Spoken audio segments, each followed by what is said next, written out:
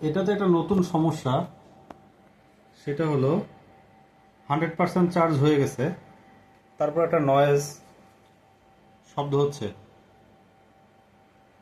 এবং অফ হয় না। এটা এটা কখনো অফ হয় না।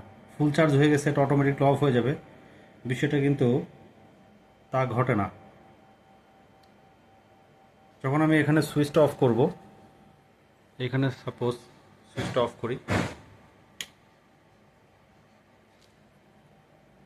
তাও চলতেছে, অফ হয় না।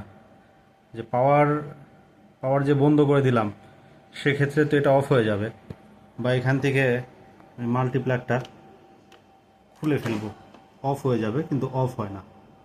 বিষয়টা খুবই দুঃখজনক। এগুলো হলো প্রবলেম।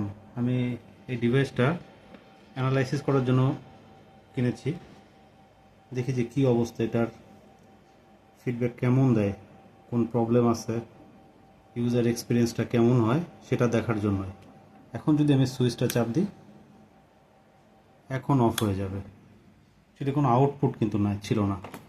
তাছাড়া যদি সরাসরি পাওয়ার বন্ধ করা হয়, অফ হয় না। এটা একটা আসলে নতুন এক্সপিরিয়েন্স।